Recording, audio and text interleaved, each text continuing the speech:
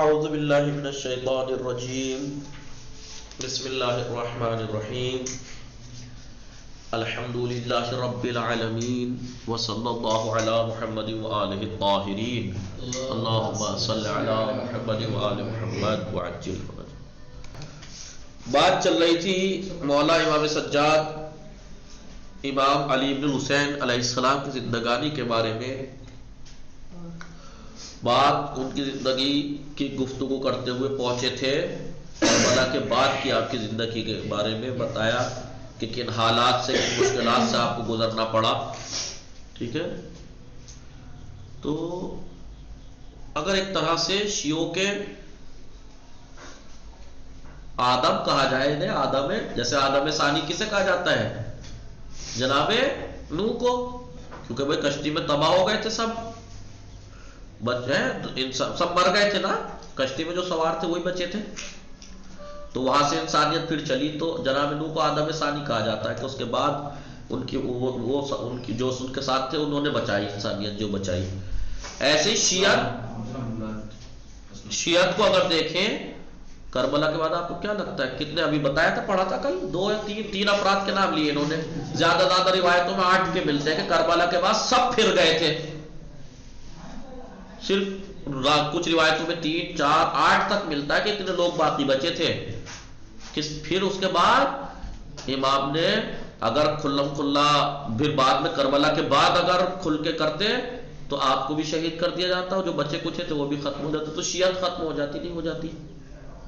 تو کس نے بچایا شیعت کو؟ پھر یہ امام سجاد کا کردار تھا کہ آپ نے کس طریقے سے بچایا، کہ آپ کو اپنے شیعوں کو بھی بچانا تھا، اپنے آپ کو بھی محفوظ رکھنا تھا اور تبلیغ بھی کرنی تھی۔ تو آپ نے حالات دیکھے کہ کھل کے بھی نہیں کر سکتے تھے، کھل کے کرتے تو اور خطرہ، اس لیے آپ نے کیا کیا، آپ نے دعاؤں کا سہارا لیا، دعاؤں کے ذریعے سے تعلیمات اور دوسرے طریقے سے تعلیمات، تربیت کے ذریعے غلاموں کو خرید کر یہ کیا آپ نے۔ تو آپ نے غلاموں کو خرید کے کیا کرتے تھے؟ آپ انہیں اچھی تربیت کرتے تھے، انہیں حقائق سے آشنا کرتے تھے، تعلیم دیتے تھے اور آزاد کرتے تھے۔ اب آپ سناؤ کہ ایک انسان آپ پہ اتنا احسان کرے کہ آپ اگر خدا نہ کرے آپ غلام ہیں، مثال کے طور پر آپ کو خریدے، تو خریدتے ہی آپ اس کے غلام ہیں، آپ تو وہ آپ کا آقا اور مالک ہے۔ پھر وہ آقا مالک نہ صرف یہ کہ آپ کو خرید کے بلکہ آپ کو غلاموں کی طرح نہیں رکھتا، بالکل بہترین رکھتا ہے، آزاد کی طرح آزاد رکھتا ہے بالکل۔ پھر اس کے بعد جو چیز انسان کو سب سے زیادہ سخت ضرورت ہے وہ دیتا ہے آپ کو، تعلیم، تربیت، اخلاق، کردار، اس کے بعد آزاد بھی کر دے رہا ہے، تو انسان کتنا احسان مند ہوگا اس انسان کا۔ پھر اس کے بعد کیا کرے گا، جو تعلیمات مجھے سکھائی ہیں تو میں دوسروں کو سکھاؤں۔ تو اس طریقے سے آپ نے شیعت کو پروان چڑھایا۔ آپ نے کل دیکھا کہ 170 شاگرد آپ نے تربیت کر کے چھوڑے، 3 سے شروع ہوئے تھے، اور کس حالات میں؟ صحیفہ سجاد کے بارے میں کیا بتایا، یہ آپ نے کل میں نے بتایا آپ کو، صحیفہ سجادیہ کی عظمت سمجھنے کے لیے آپ جو مصر کے مشہور مفسر ہیں طنطاوی، ان کا قول سے پتہ لگ جائے گا کہ کتنی عظمت ہے صحیفہ سجادیہ کی۔ کہا کہ انہوں نے کیا کہا تھا، صحیفہ سجادیہ وہ تنہا کتاب ہے جس میں تمام علوم و معارف اور حکمتیں اتنی موجود ہیں اس کے اندر، اس کے علاوہ کسی اور کتاب میں ایسا ذخیرہ نہیں ہے۔ اور یہ مصر کے لوگوں کی بد نصیبی ہے کہ وہ ابھی تک اس کی گران بات، قیمتی اور ہمیشہ رہنے والی باتوں سے واقف نہ تھے وہ لوگ، ورنہ اگر واقف ہو جاتے تو کتنا علم ان کو ملتا، کتنے علوم، معارف، حکمتیں ملتی۔ اس میں میں نے جتنا بھی غور کرتا چلا جاتا ہوں، مجھے یہ کلام خالق کے کلام سے نیچا، مخلوق کے کلام سے اوپر ملتا ہے، کہ مخلوق کا کوئی کلام ایسا نہیں ہو سکتا۔ تو یہ صحیفہ سجادیہ ہے۔ امام گوشہ نشینی اور محدودیت کے باوجود، دیکھا آپ نے اپنی زندگی، آپ کو کل کیا بتایا تھا کہ امام کی زندگی کتنی محدودیت تھی، کہ آپ کے اوپر دشمنوں کی نگاہیں تھی، کتنے بادشاہوں کو، ان کا حکیموں کو ان کا گزار بتایا کہ خلافت کو حکومت کر رہے تھے اور ان پہ کتنی توجہ رکھتے تھے، اتنی توجہ کہ آپ نے کنیز سے شادی کی تو فوراً لکھ کے بھیج دیا آپ کو کہ آپ نے اس سے نکاح کر لیا اور یوں کر لیا، یعنی وہ یہ کہہ کے بتانا چاہ رہا تھا وہ حاکم کہ ہم آپ کی پرسنل باتوں تک پہ توجہ رکھے ہوئے ہیں۔ تو کتنی زندگی محدود تھی آپ کی، کتنے خطرے کی زندگی جی رہے تھے آپ، خود کو بھی بچانا تھا، اپنے شیعوں کو بھی بچانا تھا۔ تو امام گوشہ نشینی اور محدودیت کے باوجود کیا کرتے تھے؟ دعاؤں کے ذریعے مسلمانوں کو قیام اور تحریک کا درس دیتے تھے کہ کیسے ہمیں دعاؤں میں بتاتے تھے، دعاؤں کے ذریعے سے کہ ہمیں ظالم کے خلاف کیا کرنا چاہیے، اور اپنے خدا سے راز و نیاز کی باتیں کرتے ہوئے فرماتے ہیں خدایا مجھ کو ایسی طاقت اور دست رسی اور پہنچ عطا کر کہ جو لوگ مجھ پر ظلم کرتے ہیں میں ان پر کامیابی حاصل کروں، اور ایسی زبان عنایت فرما کہ مقام احتجاج میں غلبہ حاصل کر سکوں۔ یہ دعا ہے، لیکن یہ دعائی تو دیکھنے میں تو دعا ہے، لیکن غور کریے ذرا اس پہ کیا سکھا رہے ہیں آپ کہ ظالم کے خلاف کیا کرنا ہے، ظالم کے اوپر ہم کامیابی حاصل کریں، زبان میں ایسی طاقت کہ ہم اس میں غلبہ حاصل کریں، زبان سے بھی آپ اس کی مخالفت کیجئے، ایسی فکر اور سمجھ عطا فرما کہ دشمن کے ہیلوں کو درہم برہم کر دوں، تو ہم یعنی ان کے خلاف جو دشمن ہے ان کے خلاف بیٹھ کے میٹنگ کر کے ان کے خلاف ان کے پروپیگنڈا کو باطل کرنے والے منصوبے بنائیں ہم، اور ظالم کے ہاتھ کو ظلم و تعدی سے روک دوں۔ یہ حالانکہ دعا کر رہے ہیں لیکن یہ لوگوں کو بتا رہے ہیں کہ ظالم کو ظلم سے روکنا ہے ہمارا مقصد۔ تو یہ سب کیا ہے؟ یہ دنیا سمجھ رہی تو دعائی تو کر رہے ہیں، چھوڑو۔ صحیفہ سجادیہ میں ایسے بہت سارے نمونے موجود ہیں، ٹھیک ہے۔ آپ اگر صحیفہ سجادیہ اٹھا کے، انہوں نے تو مختصر سی ایک کتاب ہے اس میں اتنی بتا دی تاریخ، آپ صحیفہ سجادیہ اٹھا کے ایک ایک دعا پہ غور کیجئے کہ مخاطب تو خدا ہے کہ خدا سے دعا مانگ رہے ہیں، لیکن وہ مطالب ایسے جو ہمیں بتا رہے ہیں، لیکن ہمارا بدنصیبی ہے کہ ہم صحیفہ سجادیہ اٹھاتے بھی ہیں تو کب بھائی صحیفہ سجادیہ کی فلاں دوا سے کرونا سے محفوظ رہ جائیں گے، بس ہمارے جگہ ہر جگہ تو ہم ثواب کے پیچھے ہیں، ہر جگہ ہمارا ذہن کہاں ہے؟ اس کا اجر اور ثواب، ٹھیک ہے اجر اور ثواب ہے، لیکن کیا اس کا مطلب ہم اجر و ثواب کے لیے دعائیں پڑھیں؟ کیا کہنا چاہ رہے ہیں امام؟ وہ اس پہ غور کرنا ہمارا فرض زیادہ ہے۔ کیا کہا ابھی تنتاوی نے کہ بدنصیبی ہے مصر کے لوگوں کی کہ اتنی علوم، اتنے معارف، اتنی حکمتیں چھپی ہوئی ہیں اس کے اندر، لیکن وہ آشنا ہی نہیں ہو رہا ہے۔ شہادت، اب شہادت کی بات آتی ہے امام کی۔ امام زین العابدین علیہ السلام 57 سال تک رنج و مصیبت برداشت کرنے کے بعد ولید بن عبد الملک ابن مروان، یعنی مروان کے پوتا تھا یہ ولید، اس کے دور حکومت میں اس کے حکم سے جس نے اپنی خلافت و حکومت کا محور کیا کر رکھا تھا؟ ظلم و جور بنا رکھا تھا، قتل اور گھٹن کے ماحول کو بنا رکھا تھا، اس کا محور حکومت کا یہی تھا، اس نے یہ چیزیں بنا رکھی تھی کہ ظلم و جور کرو، قتل و غارت، گھٹن بنا دو لوگوں کے لیے۔ تو اس نے کیا کیا؟ آپ کو اس کے حکومت میں، دور حکومت میں مسموم ہو کر زہر دیے جانے کی وجہ سے 25 محرم سن 95 ہجری کو شہادت پائی، اور قبرستان بقیع میں امام حسن مجتبی علیہ السلام کی قبر مطہر کے پہلو پہ آپ کو سپرد خاک کیے گیا۔ یہ تو امام سجاد علیہ السلام کی زندگی کے حالات۔ یہ اب آپ کی اس درس سے متعلق سوالات ہیں، درس مطالعہ کریں گے آپ تو آپ کو جی یہ سوالوں کے جواب بھی مل جائیں گے، جو کہ آپ کے لیے بہتر ہے، امتحان کے لیے بہتر ہے۔ امام زین العابدین علیہ السلام کی تاریخ ولادت بیان فرمائیے، اور ان کے اخلاقی خصوصیات میں سے 2 نمونے بیان کیجیے، آپ درس پڑھیے اس میں بیان کر چکے۔ پیغام عاشورہ کو پہنچانے اور اس سے حاصل شدہ جو نتائج ہیں اس کی حفاظت کرنے میں آپ کا کیا کردار ادا کیا آپ نے؟ مختصر طور پر وضاحت فرمائیے۔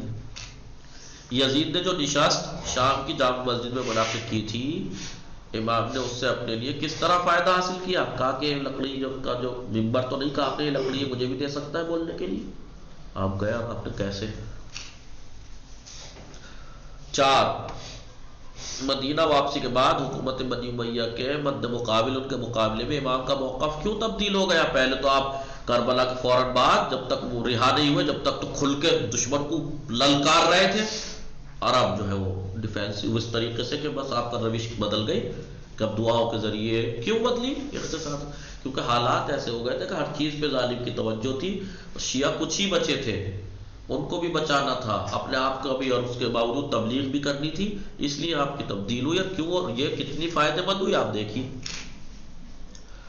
مدینہ واپس آنے کے بعد شہادت کے زمانے تک امام زین العابدین علیہ السلام کا اہم کام کیا تھا؟ صحیفہ سجادیہ دعاؤں کے ذریعے سے لوگوں تک علوم و معارف دین پہنچانا، غلاموں کو خریدنا، آزاد کو انہیں پڑھانا لکھانا، تربیت کرنا۔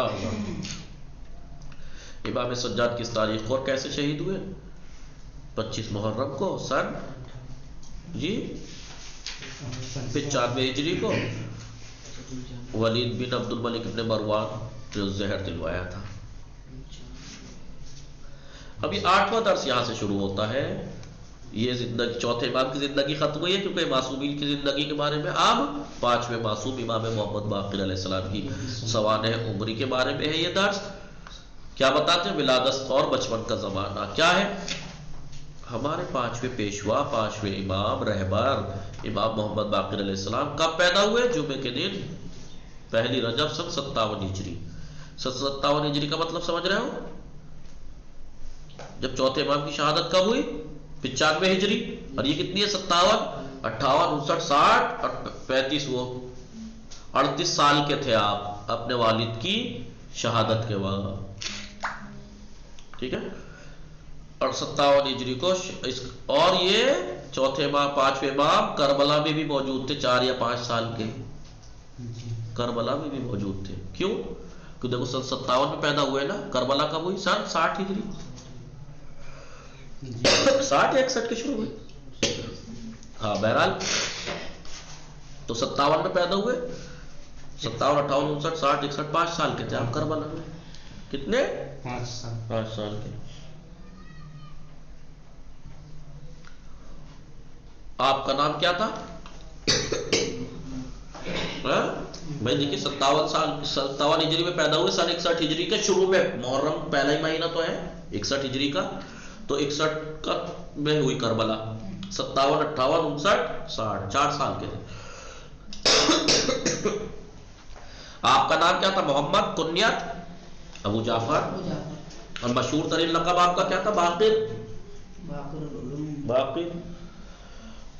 روایت ہے کہ حضرت رسول مقبول صلی اللہ علیہ وآلہ وسلم نے اس لقب سے ملقب فرمایا تھا. آپ کو باقر کس نے لقب دیا تھا؟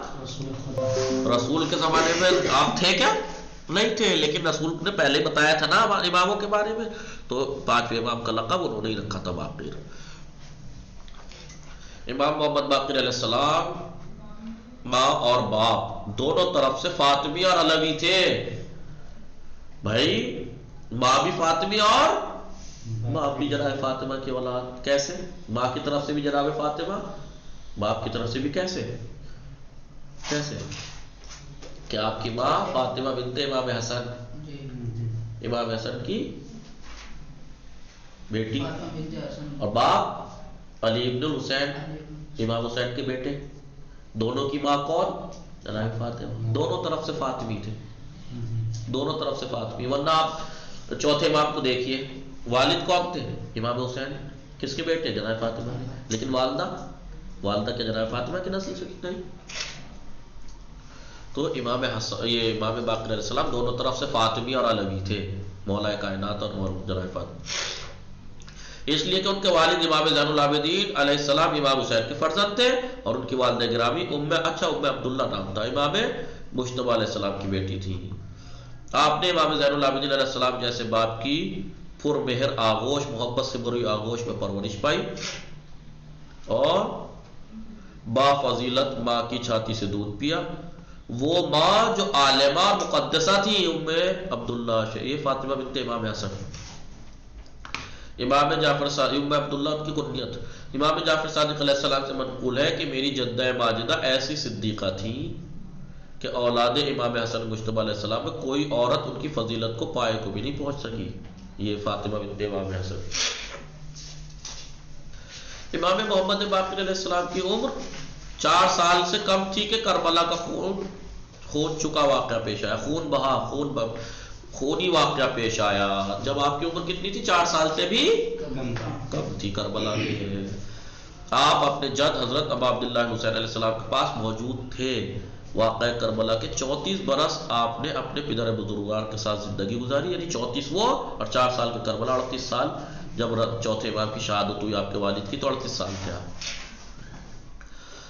جوانی ہی کے زمانے سے علم و دانش، فضیلت و تقوی میں مشہور تھے، اور آئندہ چل کر مسلمانوں کے علمی مشکلات کے حل کا مرجع اور بن گئے. سمجھے جانے لگے کہ علمی مشکلات جب بھی آئیں گے ہمیں یہی پلٹنا، یہی جا کے رجوع کرنا ہے. یہی سے جواب ملتے تھے سب. جہاں کہیں بھی ہاشمی، علویین اور فاطمیین کی بلندی کا ذکر ہوتا تو آپ کو تمام مقدسات، شجاعت اور بزرگی کا لوگ تنہا وارث جانتے تھے کہ تنہا ترین یہی. آپ کی شرافت اور بزرگی کو مندرجہ ذیل حدیث میں پڑھا جا سکتا ہے کہ آپ کی شرافت اور بزرگی کا کیا عالم تھا. اس حدیث کو پڑھیے. پیغمبر نے اپنے ایک نیک صحابی کو جابر ابن عبداللہ الانصاری سے فرمایا اے جابر تم زندہ رہو گے, تمہاری عمر زیادہ ہوگی, تم میرے پانچویں لوگوں شیعوں کے پانچویں امام میرے فرزند محمد ابن علی ابن حسین سے کہ جن کا نام توریت میں باقر ہے اس سے ملاقات کرو گے. یعنی جس کا نام میرا نام پہ ہوگا محمد اور جس کا لقب توریت میں جو ہے باقر وہ ہوگا, تم اس سے ملو گے تو میرا سلام کہنا, ملاقات ہونے پر میرا سلام پہنچا دینا.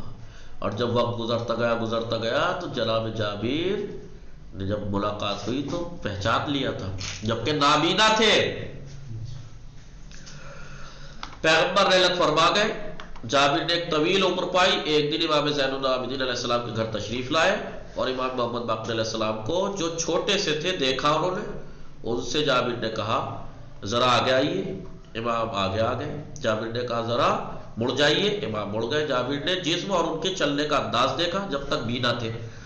تو اس کے بعد کہا کعبہ کے خدا کی قسم یہ پیغمبر کا ہو بہو آئینہ ہے. پھر امام زین العابدین علیہ السلام سے پوچھا یہ بچہ کون ہے؟ آپ نے فرمایا میرے بعد امام میرا بیٹا محمد باقر ہے. جابر اٹھے اور آپ نے امام کے قدموں کا بوسہ لیا اور کہا اے فرزند پیغمبر میں آپ پر قربان, آپ اپنے جد رسول خدا کا سلام و درود قبول فرمائے. انہوں نے کہا انہوں نے آپ کو سلام کہلوایا ہے. امام محمد باقر علیہ السلام کی آنکھیں ڈمڈما گئی, رونے لگے اور آپ نے فرمایا جب تک آسمان اور زمین باقی ہے اس وقت تک میرا سلام و درود ہو میرے جد پیغمبر خدا پر, اور تم پر بھی سلام ہو اے جابر, تم نے ان کا سلام مجھ تک پہنچایا, آپ پر بھی سلام. تو دیکھیے کیا عظمت تھی آپ کی کہ رسول نے بتایا تھا اور سلام کہلوایا تھا. وصلی اللہ علی محمد وآلہ الطاہرین. انشاءاللہ امام کے اخلاق و عادات کل پڑھیں گے کیونکہ وقت تمام ہو گیا.